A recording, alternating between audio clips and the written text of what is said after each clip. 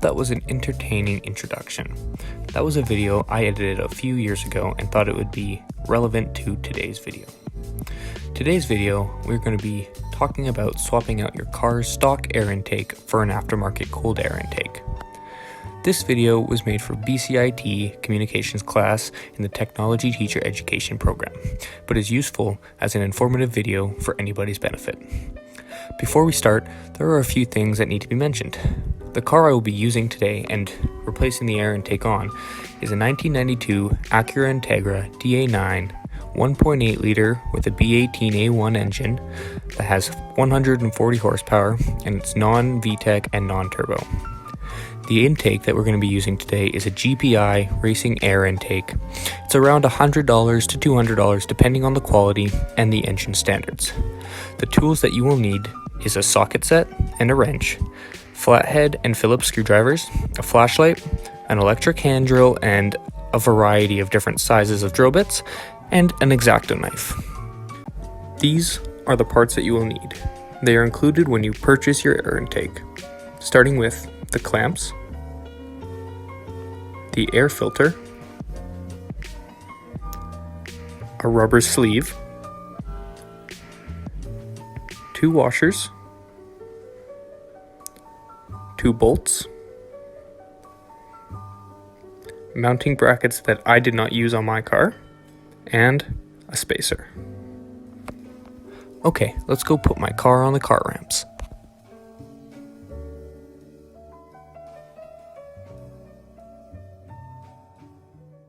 The first thing you want to do is disconnect the battery. Start with the negative lead and then move to the positive lead.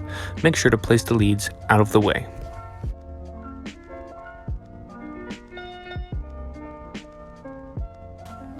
I ended up using a 10mm wrench to take off the battery leads, but a socket works just the same.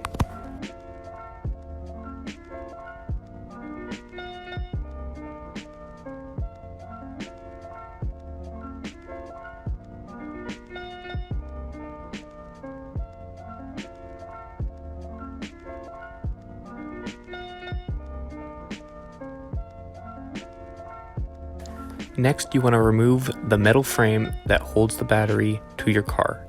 It is attached by 2 rods with 2 bolts.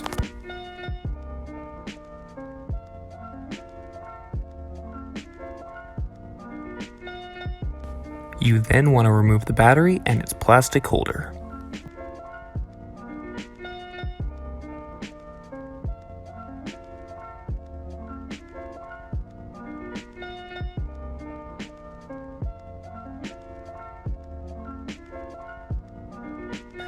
The next step is removing this plastic piece on the top of the air filter. It's held on by 4 screws and you use the Phillips screwdriver to remove them.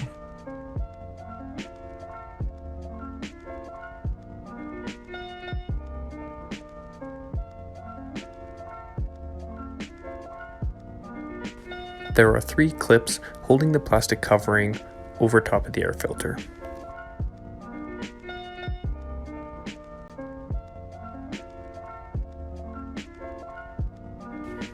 Be sure to disconnect all tubes attached to the pipe.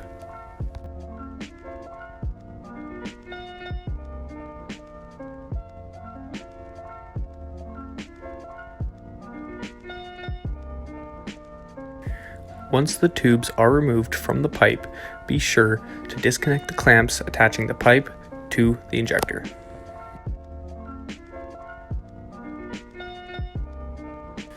As long as everything is loosened correctly, you should be able just to pull everything out.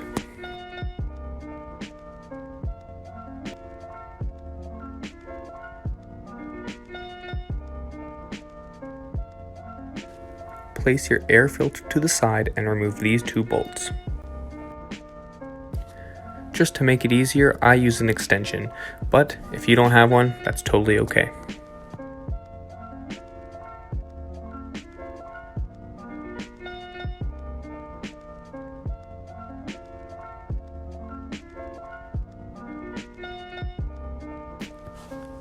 On the outside of the air filter box, there will be more bolts that need to be undone.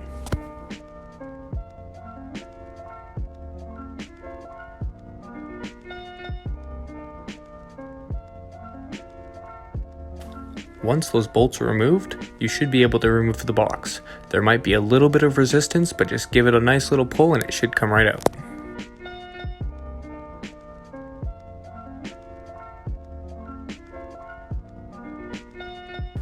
The next step is to go under your car and remove the skid plate.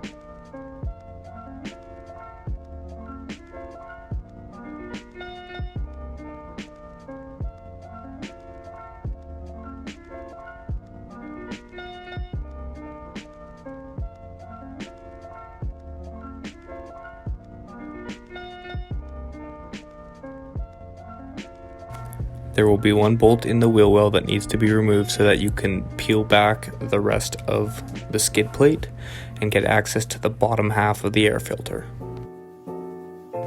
There will be 3 bolts holding on the lower part of the air filter. Make sure to remove those and remove the lower part of the air filter. You then want to place your cold air intake inside your engine bay and make sure everything lines up and fits properly.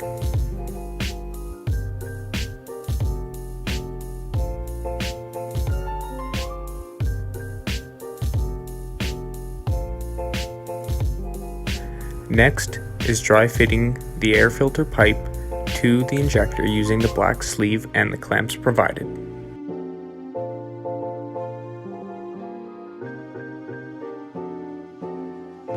Next, you're going to make a mark where you want to drill a hole so the spacer can be attached from underneath the car.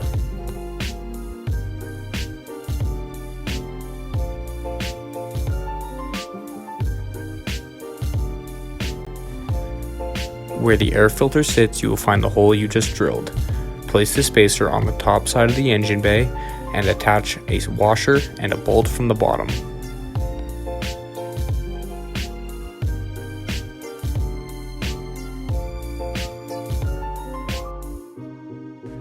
Place a washer and attach a bolt on the top side of the spacer.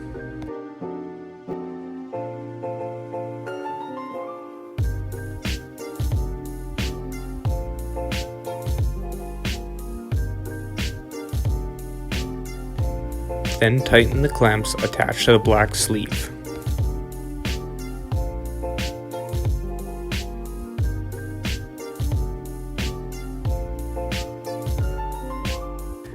Using your third clamp, you want to attach the air filter to the bottom side of the pipe. You can now cut the tubes coming off of the pipe that attach to the injector and the header to proper length.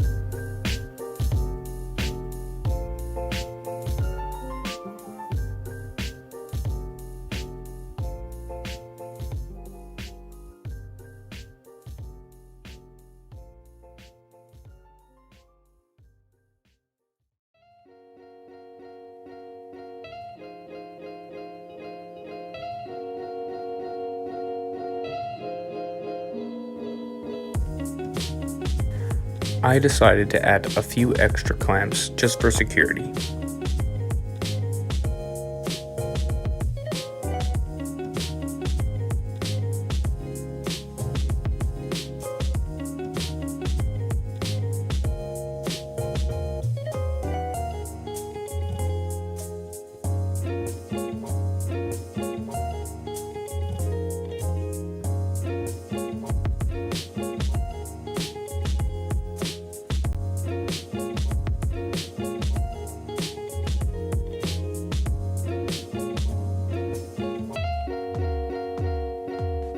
Once that's tight, you can put the battery back in.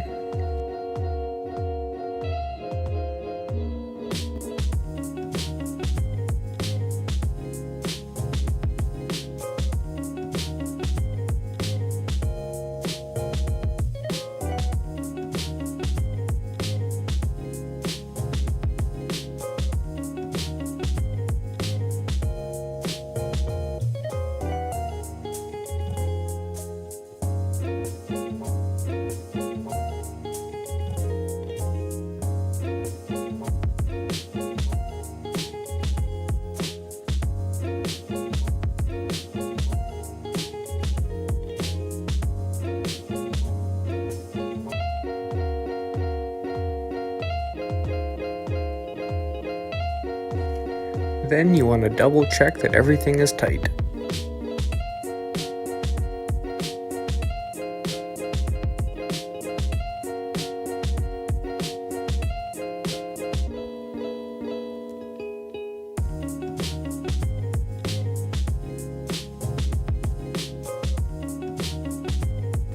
The final step is to put the skid plate back on.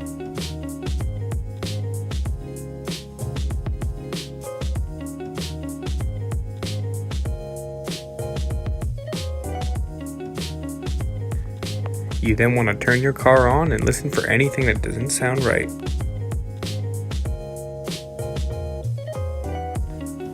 This is what it should look like when it's done, and as long as you follow these steps, everything should be working perfectly fine.